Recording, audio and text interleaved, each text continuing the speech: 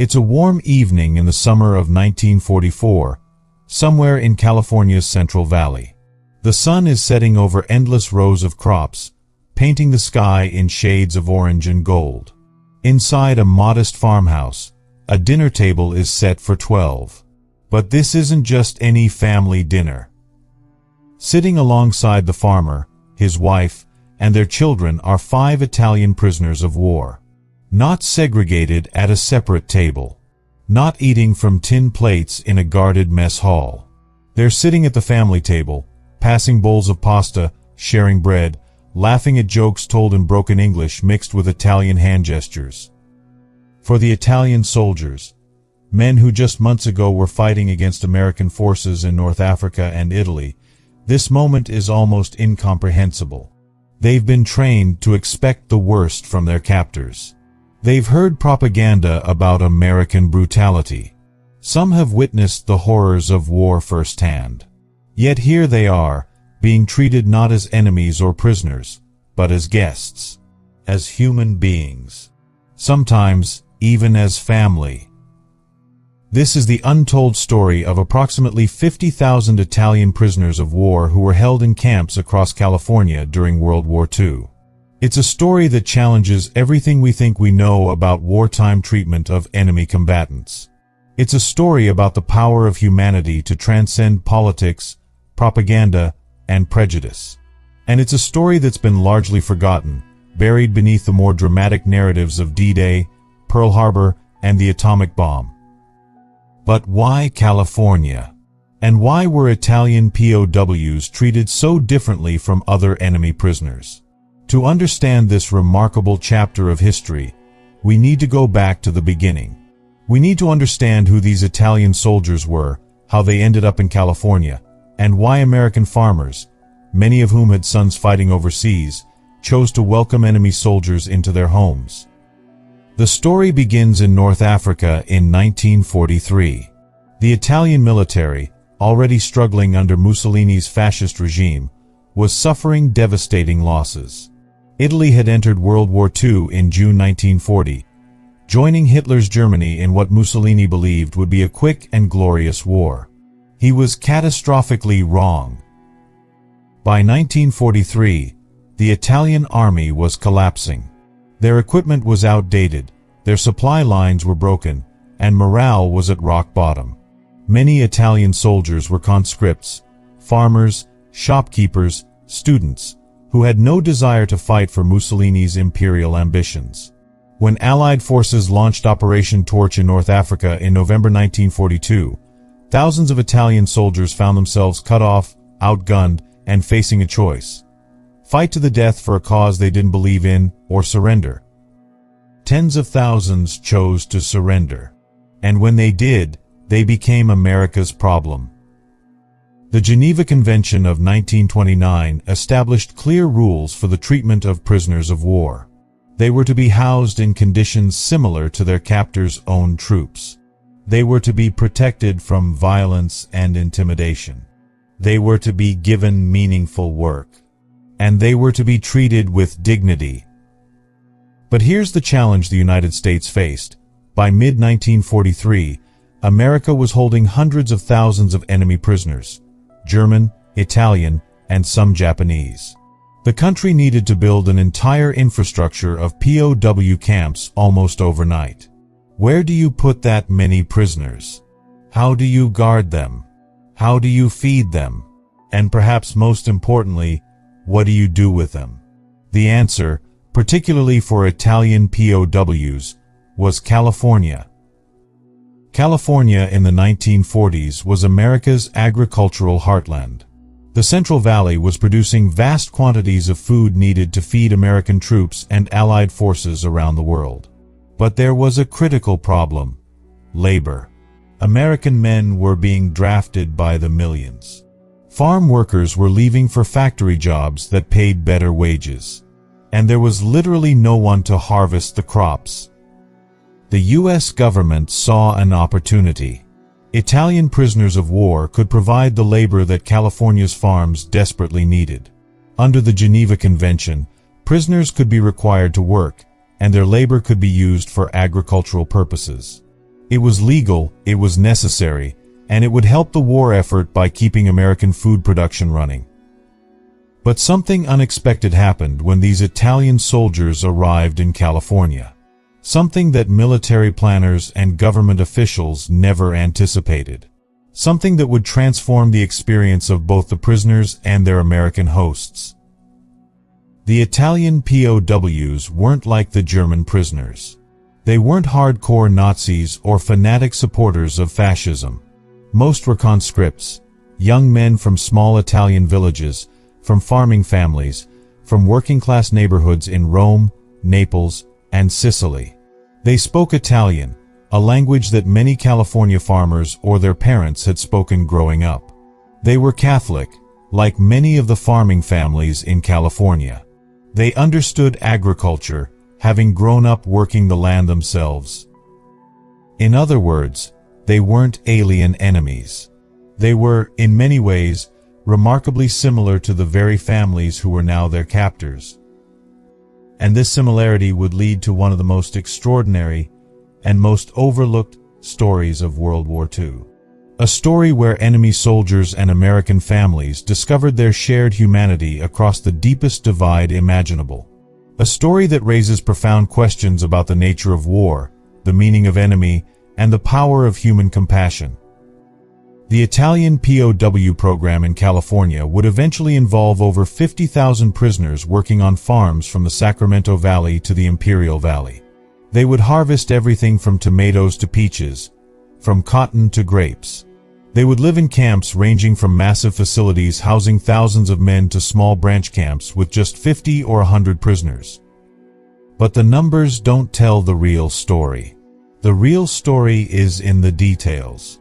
It's in the small moments when barriers broke down. It's in the relationships that formed between prisoners and farmers, between enemy soldiers and American families. It's in the dinner invitations, the shared meals, the friendships that defied every expectation. This is the story of what happened when the war came home to California, but instead of bringing hatred and division, it brought something entirely unexpected: understanding, compassion, and connection. When the first Italian POWs arrived in California in the spring of 1943, military officials had clear expectations. These were enemy soldiers. They were to be guarded, controlled, and kept at a distance from American civilians. The camps were built with security in mind: barbed wire fences, guard towers, strict protocols. But there was a fundamental problem with this approach. California needed these prisoners to work on farms spread across thousands of square miles. The logistics were nightmarish. How do you transport hundreds of prisoners from a central camp to dozens of different farms every day? How do you guard them effectively when they're spread across vast fields? How do you maintain military discipline and security when prisoners are working alongside civilian farmers? The Army tried the conventional approach first. Prisoners would be transported in trucks under armed guard to farms, where they would work under supervision, then be transported back to camp at night. It was inefficient, expensive, and it created tension. The farmers didn't like having armed guards on their property. The prisoners felt like criminals. And the logistics made it almost impossible to get the work done when it needed to be done. Agriculture doesn't wait for convenient schedules. When crops are ready to harvest, they need to be picked immediately. When irrigation needs to be managed, it needs to happen at specific times. The rigid military structure was incompatible with the fluid, urgent demands of farming. So gradually, almost inevitably, the system began to change. Farmers started requesting specific prisoners, men they knew were good workers, men they could communicate with, men they trusted. Branch camps were established closer to farming areas, sometimes housing just 50 to 100 prisoners right near the farms where they worked. Security became more relaxed as it became clear that the Italian POWs had no desire to escape. Where would they go? Back to Italy to fight in a war they'd already lost? Into the California wilderness without money, food, or knowledge of the area? The reality was that most Italian POWs were grateful to be in California. They were safe. They were fed. They weren't being shot at. Many of them came from farming families and found the agricultural work familiar and even satisfying. They were receiving pay, albeit modest, for their labor. And increasingly, they were being treated not as dangerous enemies, but as workers, as neighbors, as human beings. One of the key figures in this transformation was Major General Henry Orond, who oversaw the POW program in the western United States. Orond was a pragmatist. He recognized that the Italian prisoners were not a security threat and that the program would only work if there was cooperation between the military, the farmers, and the prisoners themselves. He pushed for more flexible policies, for smaller branch camps, for rules that reflected the reality on the ground rather than abstract military protocols. But the real architects of change were the farmers themselves. Men like Giuseppe Bisceglia, an Italian-American farmer in Fresno County who spoke fluent Italian and saw these prisoners not as enemies but as fellow Italians far from home. Men like John Thompson, a peach farmer in the Central Valley who had no Italian heritage but recognized skill and hard work when he saw it. Men like dozens of other farmers who made a simple, radical decision to treat these prisoners as human beings. It started small. A farmer might offer a prisoner a glass of water on a hot day, bringing it out to the field personally rather than having a guard deliver it. He might pause to chat, asking about the prisoner's family back in Italy, sharing news from his own son serving overseas. He might compliment good work, joke about the weather, teach a few words of English. These small gestures mattered enormously. For prisoners who had been treated as expendable cannon fodder by their own military, who had been dehumanized by war and propaganda, who expected the worst from their captors, these moments of basic human decency were revelatory. And then came the dinner invitations. The first time a farmer invited Italian POWs to eat dinner at his family table, it likely happened spontaneously. The workday had run long. The prisoners had worked hard. It was dinner time, and the farmer's wife had made more than enough food. So the farmer said, in halting Italian or through gestures, "Come and eat." The prisoners must have been stunned. In the Italian military, there had been a rigid hierarchy. Officers ate separately from enlisted men. Soldiers certainly didn't eat with civilians. And the idea that enemy prisoners would eat with an American family, at their table, with their children present, it was unthinkable. But it happened. And then it happened again. And again. Word spread quickly among the prisoners. Certain farms were known as good places to work, not because the work was easier, but because the treatment was better. Farmers who showed respect and kindness had prisoners who worked harder and more productively. It became a virtuous cycle. The military authorities noticed. Some officers were uncomfortable with how friendly relations had become between prisoners and civilians. There were rules being bent, protocols being ignored. But the program was working. The crops were being harvested. Food was being produced for the war effort. And there had been virtually no escape attempts, no violence, no security incidents. The pragmatists won. As long as the work got done and security was maintained, the military turned a blind eye to the growing friendship between Italian POWs and California farming families. But not everyone was happy with this arrangement. There were tensions, conflicts, and challenges that threatened to undermine the entire program. The transformation of Italian POWs from guarded enemies to welcomed workers didn't happen without resistance, controversy, and conflict. The story of humanization playing out on California farms was colliding with the brutal reality that America was still at war, and not everyone believed that enemy soldiers deserved kindness. The first major conflict came from within the military itself. Junior officers, particularly those who hadn't spent time managing POW programs, were shocked by the lax security and friendly relations they witnessed. Reports started filtering up the chain of command. Prisoners eating with American families, prisoners being given gifts, prisoners being allowed to wander relatively freely on farms.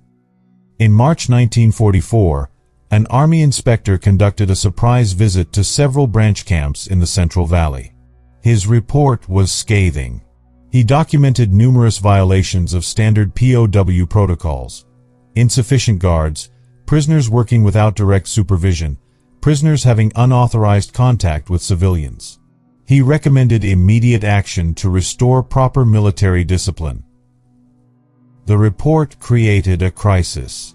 Were California's farmers and military authorities being naive? Were they compromising security? What if these Italian prisoners weren't as harmless as they seemed? To understand the complexity of this conflict, we need to recognize something important. Not all Italian POWs were the same. The vast majority were ordinary conscripts who wanted nothing more than to survive the war and return home. But there were also committed fascists among them, men who remained loyal to Mussolini's regime, who saw their fellow prisoners' cooperation with Americans as betrayal. These tensions exploded into violence in several POW camps. At Camp Weingarten in Missouri, pro-fascist Italian POWs murdered a fellow prisoner who had spoken favorably about America. At Camp Hereford in Texas, intimidation and threats were common. The perpetrators called cooperative prisoners traitors and promised retribution when they all returned to Italy. The violence raised urgent questions. Were the Italian POWs in California at risk? Were the relaxed conditions enabling fascist bullies to control other prisoners? Was America's compassionate treatment being exploited? The military responded by attempting to separate prisoners based on their political allegiances. They created categories: cooperators versus non-cooperators. Those who refused to work or who demonstrated fascist sympathies were sent to more restricted camps. Those who were cooperative and anti-fascist were allowed to remain in the more lenient California agricultural camps. But this process of separation was fraught with problems. How do you determine a prisoner's true political beliefs? Some prisoners pretended to be anti-fascist to get better treatment. Others were genuinely neutral but terrified to speak out against the fascists among them. And the process itself created new conflicts, as prisoners accused each other of collaboration or fascism based on personal grudges rather than actual political beliefs. Meanwhile, outside the camps, there was growing public controversy. American newspapers began running stories about Italian POWs living in what some articles called luxury. Photos of prisoners playing sports, attending movies, or working on farms sparked outrage among some Americans, particularly those who had family members fighting overseas or who had lost loved ones in the war. One particularly inflammatory article in a Sacramento newspaper in the summer of 1944 featured a photo of Italian POWs eating ice cream at a farm. The headline read, "While our boys die, enemy soldiers get ice cream." The article generated hundreds of angry letters to the editor and to military officials. A mother from Stockton wrote, "My son is in a foxhole in France, eating cold rations and dodging bullets, while Italian prisoners are here in California, safe and comfortable, being treated like guests. This is an outrage. These men were trying to kill our boys just months ago. They should be behind barbed wire, not eating at American dinner tables." The criticism was understandable. It came from a place of genuine pain and fear. But it missed something crucial about how the POW program was actually functioning. The farmers who were hosting Italian prisoners had a different perspective. Many of them also had sons fighting overseas. They understood the fear and anger. But they also understood something else. Treating prisoners with dignity wasn't about coddling the enemy. It was about maintaining their own humanity in an inhumane time. A farmer named Robert Patterson from Modesto wrote a response letter that was published in several newspapers. "I have 3 sons in uniform. One is in the Pacific, one is in Europe, and one is training to join them. I pray every night that if they are ever captured, someone will show them the same kindness that I show to the Italian boys who work my farm. These prisoners didn't start this war. Most of them never wanted to fight. They're sons and husbands and fathers, just like our boys. Treating them with cruelty won't bring my sons home any faster. But maybe, just maybe, showing kindness to their soldiers will inspire their people to show kindness to ours. This letter captured the moral complexity at the heart of the Italian POW experience in California. Was kindness to enemy prisoners betraying American soldiers? Or was it expressing the values that American soldiers were fighting to defend?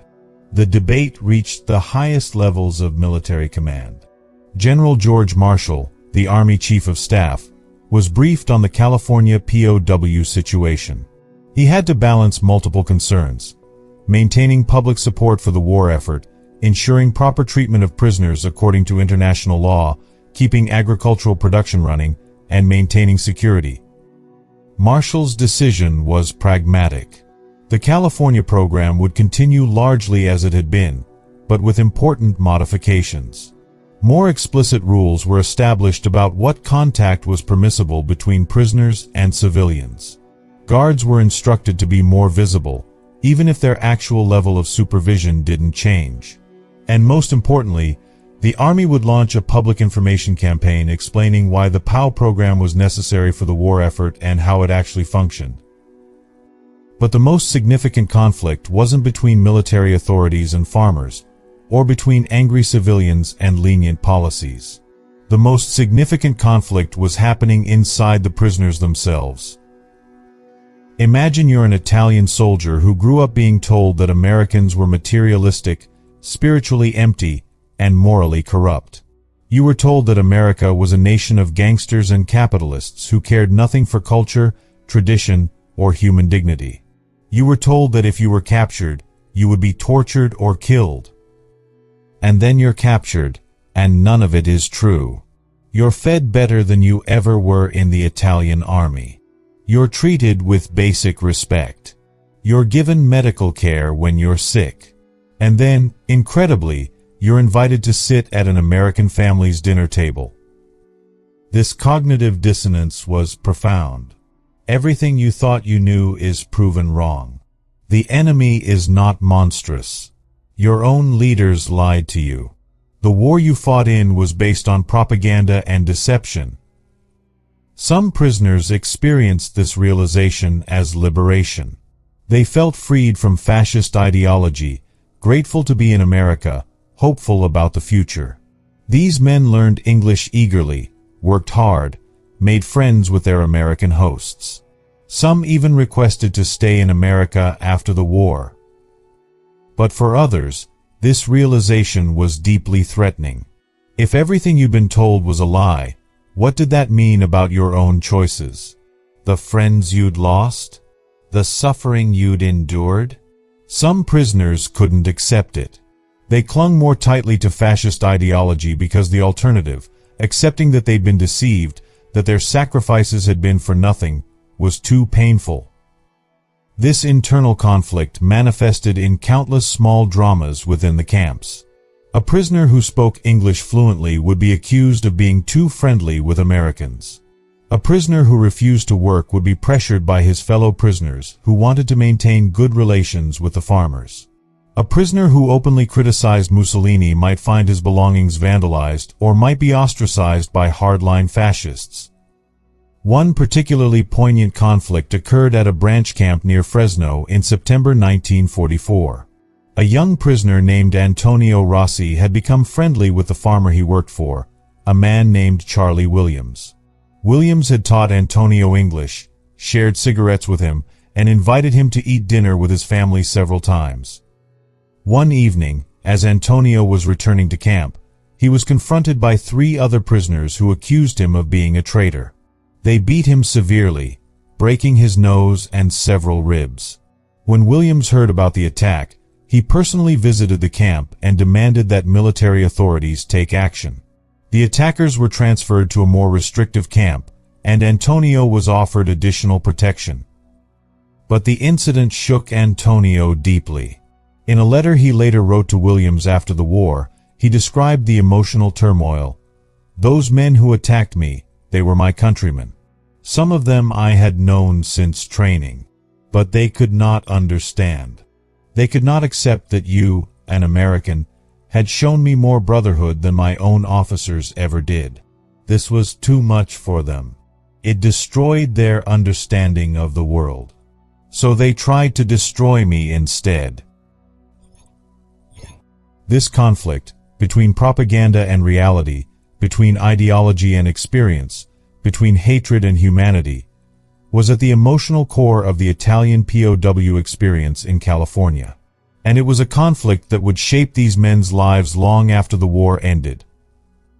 By late 1944, the vast majority of Italian POWs in California had chosen cooperation over resistance, friendship over hostility.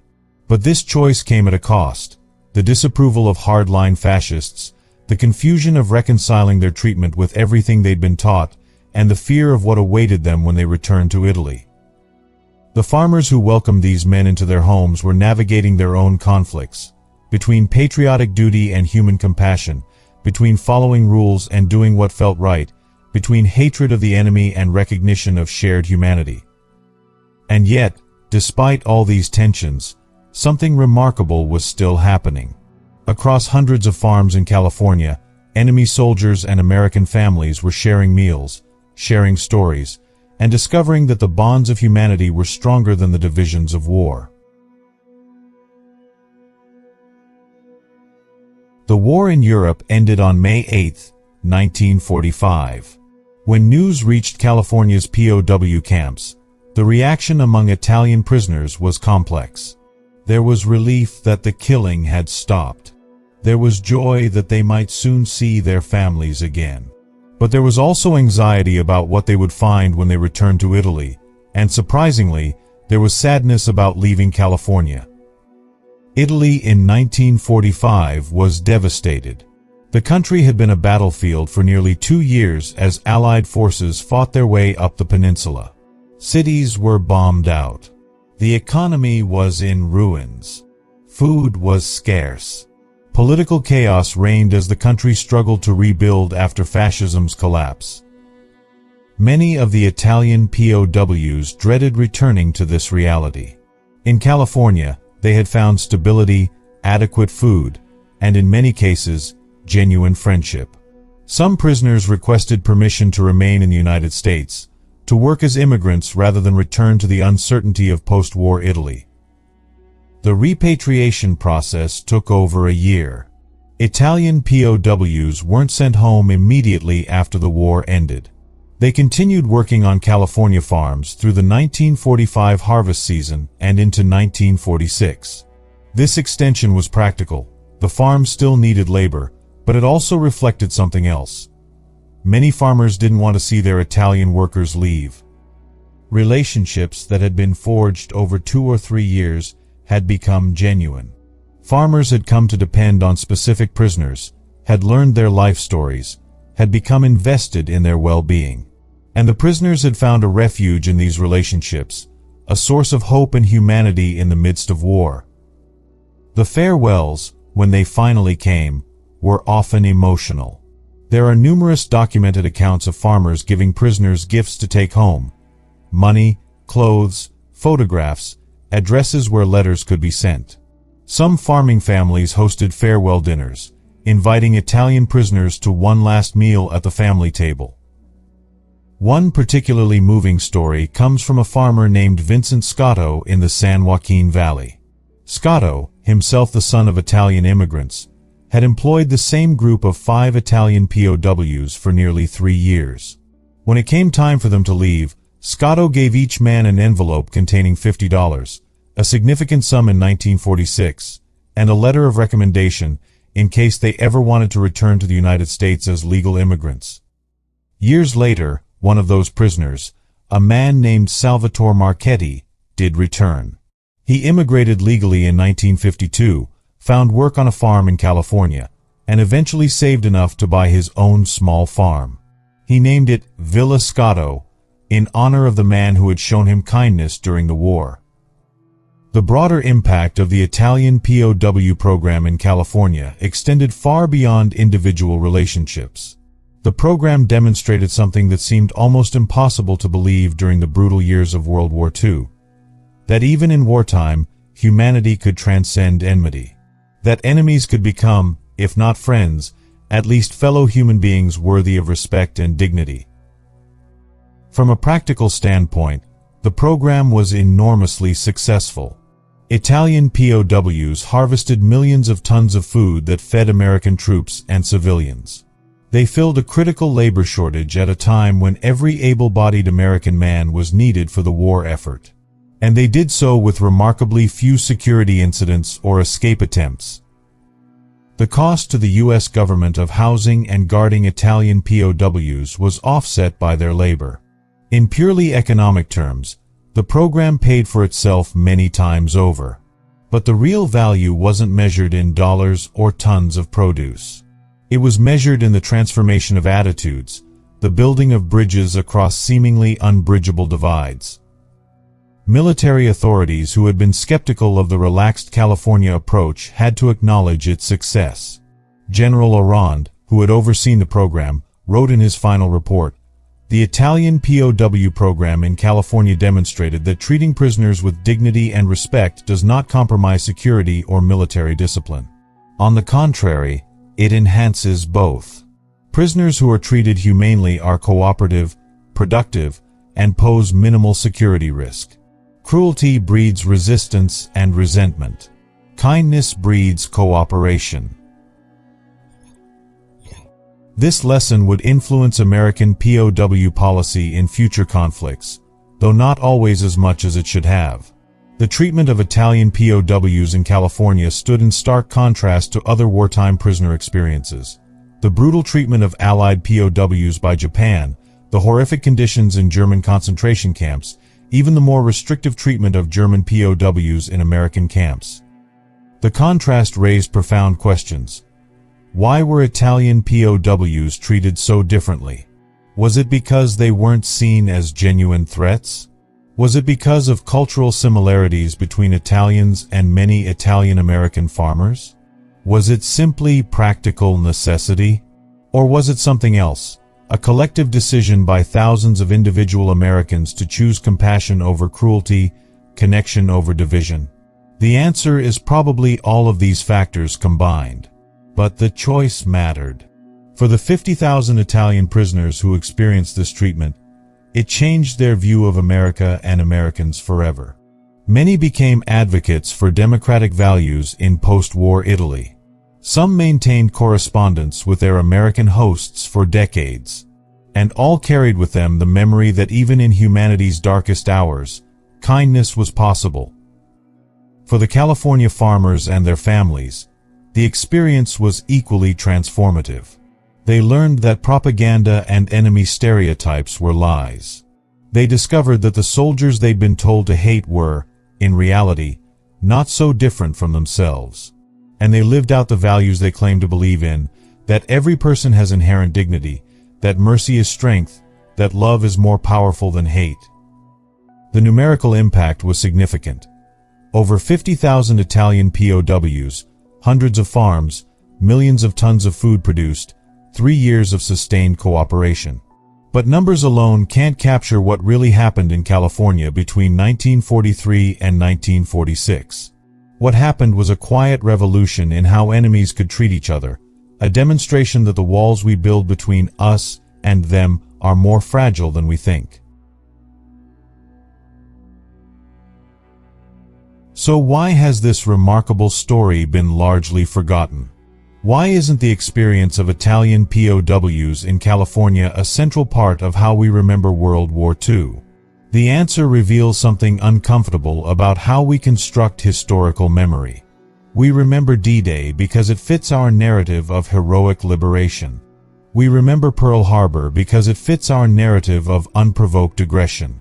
We remember the atomic bomb because it represents ultimate power and moral complexity. These are dramatic, unambiguous moments that make for compelling stories. But the story of Italian POWs eating at American dinner tables? It's messy. It complicates our clean narratives about wartime. It raises questions about who the enemy really was, about whether hatred is necessary to win wars, about whether kindness is weakness or strength. These questions make us uncomfortable because they don't have easy answers. There's also a practical reason this story was forgotten. The people who experienced it didn't talk about it much. For Italian ex-POWs, their time in America was complicated. Many felt guilty for having had it relatively easy while Italy suffered. Some were accused of collaboration when they returned home. It was often easier to simply not discuss it. For American farmers, the experience was meaningful but private. They weren't heroes in the traditional sense. They hadn't stormed beaches or flown bombing missions. They'd simply treated prisoners decently. That didn't seem like something worth celebrating in an era that valorized combat heroism above all else. But this story matters precisely because it's complicated. It challenges our simplistic wartime narratives. It shows that even in total war, even when fighting against fascism, there was room for nuance, for mercy, for recognition of shared humanity.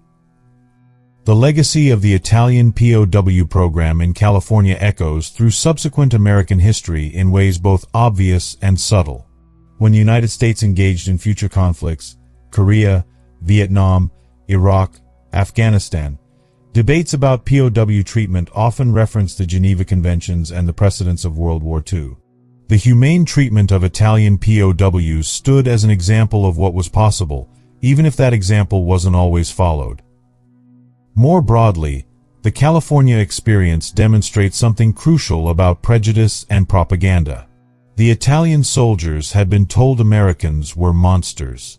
The Americans had been told Italians were the enemy. But when these groups actually met, worked together, shared meals, they discovered the propaganda was false. Direct human contact shattered the stereotypes. This lesson remains relevant. In our current era of political polarization, where we're told that those who disagree with us are not just wrong but evil, the story of Italian POWs in California offers a counter-narrative. It suggests that when we actually engage with those we've been taught to hate, we often discover they're more like us than different. We discover our shared humanity.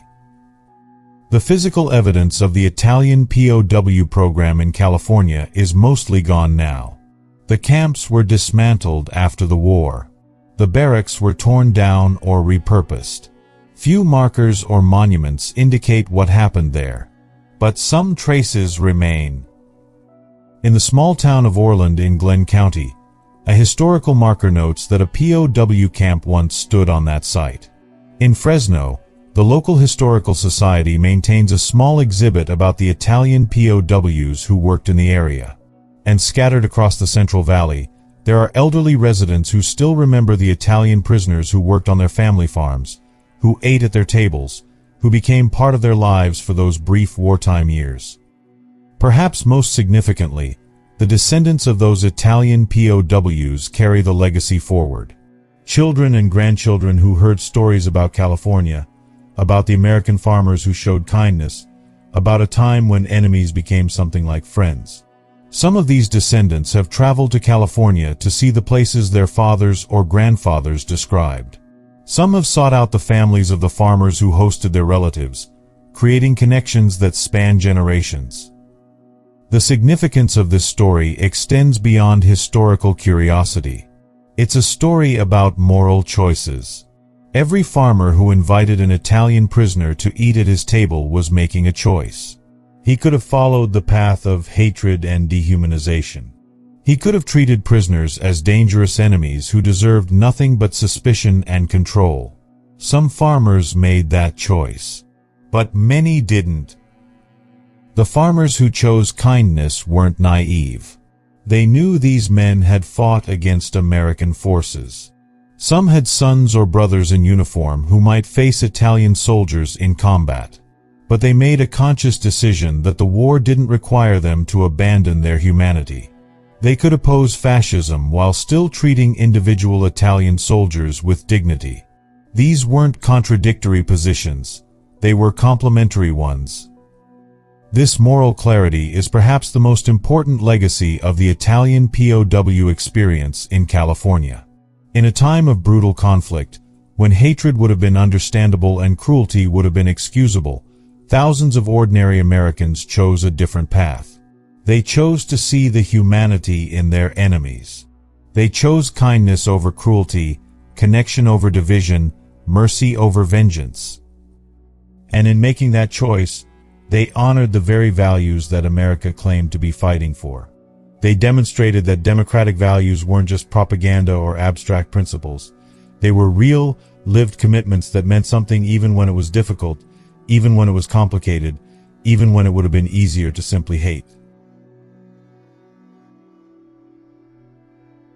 To truly understand what happened between Italian POWs and California farmers, we need to zoom in from the big picture to the intimate details. We need to hear the individual voices, the specific moments, the human experiences that made this story real. Consider the experience of a prisoner named Luigi Barzini, captured in North Africa in 1943 at the age of 22. Luigi had grown up in a small village in Tuscany, the son of a winemaker. He'd been conscripted into the Italian army in 1941 and had spent 2 miserable years in North Africa, poorly equipped, poorly fed, watching friends die from disease and combat.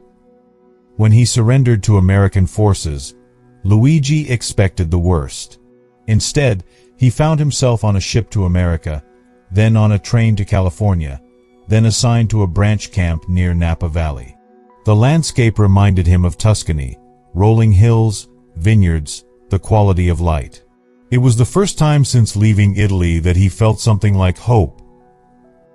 Luigi was assigned to work on a vineyard owned by a family named Rossi, themselves descended from Italian immigrants. The vineyard owner, Marco Rossi, spoke some Italian, and he and Luigi quickly discovered they came from villages less than 20 miles apart in Tuscany. They might have known some of the same people. They certainly knew the same traditions, the same songs, the same way of pruning vines and judging when grapes were ready for harvest. Marco made a decision that first week that would change Luigi's experience profoundly. He invited Luigi to eat lunch with him rather than returning to camp in the middle of the day. They ate bread, cheese, and wine.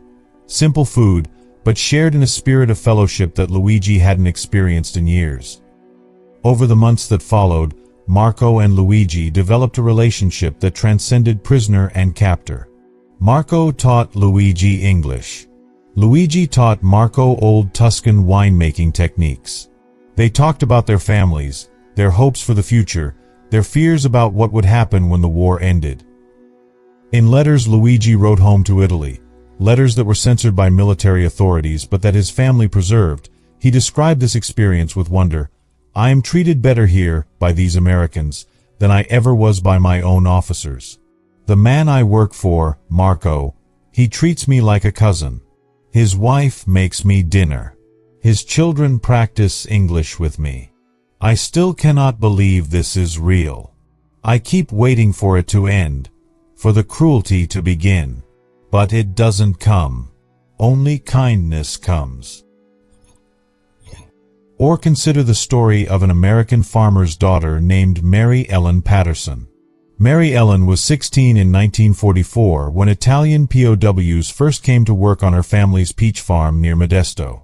She was frightened at first. These were enemy soldiers, men who had fought against America. But her father, Robert, the same man who would later write the powerful letter about treating prisoners with a kindness he hoped others would show his sons, had a different view. Robert invited 5 Italian prisoners to eat dinner with the family that first week. Mary Ellen watched, nervous and confused, as her mother set extra places at the table. She watched as her father said grace in English while the Italians made the sign of the cross silently. She watched as one of the prisoners, a young man named Tommaso, tried to compliment her mother's cooking in broken English. "Very good. Like my mama make." That simple phrase broke the ice. Mary Ellen's mother beamed and started asking Tommaso about his mother, about Italian cooking, about his family. Within minutes, the awkwardness had dissolved into conversation. part English, part Italian, part gesture and laughter. Mary Ellen later wrote in her diary, which was preserved and eventually donated to the Modesto Historical Society, "I thought they would be scary. Enemy soldiers. But Tommaso showed me a picture of his little sister. She looks just like me. He's only 19. He could be in my class at school. How can we be enemies when we're so much the same?" Over the next 2 years, those 5 Italian prisoners became part of the Patterson family's life. They worked the harvest, helped repair equipment, played with the younger children, taught Mary Ellen Italian phrases. When one of the prisoners, a man named Giuseppe, became seriously ill with pneumonia, Mary Ellen's mother nursed him back to health in a spare bedroom of the farmhouse, treating him exactly as she would have treated her own son. Not every story ended warmly. Some prisoners remained bitter, resentful, unwilling to accept kindness from their captors. Some farmers remained hostile, treating prisoners as nothing more than labor to be exploited. But these stories were the exception. The overwhelming pattern was one of mutual recognition, of barriers breaking down, of humanity asserting itself despite everything. There's a particularly poignant story from a branch camp near Stockton. A prisoner named Alberto Ferrara was a talented musician who had played violin in a small orchestra in Rome before the war. The instruments had been left behind when he was conscripted, and he hadn't played in over 3 years. He missed music terribly. It had been his whole life before the war consumed everything. The farmer Alberto worked for, a man named James Whitfield, somehow learned about Alberto's musical background. Whitfield didn't have a violin, but he had an old guitar that had belonged to his late father. He brought it to the field one day and handed it to Alberto. Alberto was stunned. In the Italian military, prisoners of war were often stripped of anything that might bring comfort or joy. The idea that his captor would give him a musical instrument was incomprehensible. He tried to explain that he didn't know how to play guitar, only violin. Whitfield just smiled and said, "Then learn." Alberto taught himself guitar over the following months. In the evenings, after work, he would sit outside the barracks and play. The music drifted across the fields, attracting both prisoners and guards. Sometimes civilians from nearby farms would come to listen. And on several occasions, James Whitfield brought his family to sit and listen to this Italian prisoner play American folk songs mixed with Italian melodies. When it came time for Alberto to return to Italy, Whitfield gave him the guitar. "Take it home," he said. "Make beauty in the world. God knows we need more of it." Alberto did take the guitar home. Years later, his daughter would write to the Whitfield family to tell them that her father had played that guitar almost every day for the rest of his life. He'd become a music teacher in post-war Italy, teaching hundreds of children to play. And he told every single one of them about the American farmer who gave him a guitar when he was a prisoner of war, who saw a musician where others saw only an enemy. These personal stories, Luigi and Marco in the vineyard, Mary Ellen's transformation from fear to friendship, Alberto's guitar, these are the heart of what happened in California. They're the proof that the statistics and policies and official reports all pointed to something real, something genuine. The prisoners weren't just labor units. They were individuals with names, families, dreams, and talents. The farmers weren't just employers. They were human beings making daily choices about how to treat other human beings. And the relationships that formed weren't just strategic or pragmatic. They were real. Many of these relationships continued after the war. Letters were exchanged across the Atlantic. Some prisoners saved money to return to California as immigrants. Some farmers sent care packages to Italy when they learned their former workers were struggling in the post-war chaos. A few prisoners even named their children after the American farmers who had shown them kindness.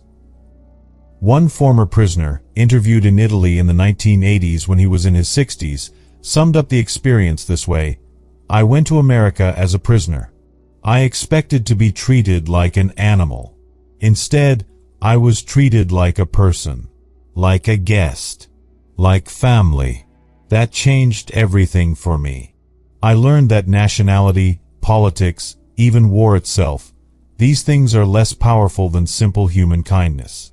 That American farmer who let me eat at his table, who learned my name, who cared about my family. He did more to defeat fascism in my heart than any bomb or bullet ever could. We began this story with an image. An Italian prisoner of war sitting at a California farmer's dinner table in the summer of 1944, passing bowls of pasta, sharing bread, experiencing a moment of normalcy and humanity in the midst of global conflict. Now, having explored this remarkable chapter of history, we understand what that moment meant. It wasn't just a meal. It was an act of resistance against the dehumanization that war demands. It was a refusal to let politics and propaganda erase the recognition that enemies are human beings too. It was a quiet revolution, repeated thousands of times across hundreds of California farms, that challenged everything we think we know about wartime hatred. The story of Italian POWs in California matters because it reveals a truth we often forget, that even in the worst of times, even in total war against genuine evil like fascism, there is room for mercy. There is space for recognizing shared humanity. And choosing kindness over cruelty doesn't make us weak, it makes us strong. It keeps us human when everything around us pushes toward inhumanity. These weren't saints or heroes. They were ordinary farmers and ordinary soldiers thrown together by extraordinary circumstances. They made choices that seem almost unimaginable to us now. Choosing to see the person rather than the enemy, choosing connection over division, choosing love over hate. And here's what's remarkable: those choices worked. The program was successful. The crops were harvested. The security was maintained. The prisoners returned home changed, carrying with them a different understanding of America and Americans. The farmers and their families learned that the enemy was a construction, a label, something that could be removed to reveal the human being underneath. We live in a time that often feels defined by division. We're told that those who think differently, who come from different places, who hold different beliefs are not just wrong but dangerous. We're encouraged to see the world in terms of us versus them, friend versus enemy, good versus evil. The story of Italian POWs in California offers a different vision. It suggests that the walls between us and them are thinner than we think. That direct human contact, shared meals, genuine conversation can shatter the stereotypes and propaganda that keep us apart. That choosing to see humanity in those we've been taught to hate is not naive, it's revolutionary. This story was almost forgotten. It didn't fit the triumphant narratives of World War II. It was too complicated, too nuanced, too challenging to our simple stories about wartime. But that's exactly why it needs to be remembered. Because the easy stories, the ones about clear enemies and righteous victories, don't teach us as much as the complicated ones. The complicated story of Italian POWs and California farmers teaches us that humanity persists even in inhuman circumstances. That ordinary people can make extraordinary moral choices. That kindness is not weakness. That seeing the enemy as human doesn't mean you've stopped fighting for what's right. It means you're fighting in a way that honors the values you claim to defend. Somewhere in Italy today, there may be elderly men who still remember eating dinner at an American family's table 80 years ago, who remember the farmer who learned their name, who asked about their family, who treated them with dignity when dignity should have been impossible. Those memories mattered then, and they matter now. And somewhere in California, there may be descendants of those farmers who heard the stories from their grandparents. Stories about the Italian prisoners who worked the harvest, who became part of the family, who proved that the labels of war, enemy, prisoner, other, can be transcended by something simpler and more powerful. The recognition that we're all human beings, deserving of basic dignity and respect. This is the legacy of Italian POWs in California. Not a legacy of perfect heroes or flawless morality, but a legacy of ordinary people choosing the harder path. Choosing connection over division. Choosing mercy over vengeance. Choosing humanity over hatred. In a world that still struggles with these same choices, their example endures. A reminder that even in our darkest hours, even when hatred seems justified and cruelty seems necessary, another path is possible. The path of the farmer who says to the enemy soldier, "Come, sit at my table. You are far from home. You are someone's son. You are human. And that is enough." That is the story of Italian POWs in California. A story of war, yes. But more fundamentally, a story about what it means to remain human when everything pushes us toward inhumanity. A story about the power of simple kindness to bridge the deepest divides. A story that was almost forgotten but deserves to be remembered. Because in remembering these choices, we honor them. And in honoring them, we remind ourselves that we too face choices every day about how we treat others, about whether we see humanity or only labels, about whether we choose division or connection. The Italian prisoners and California farmers made their choice. The question now is, what choice will we make?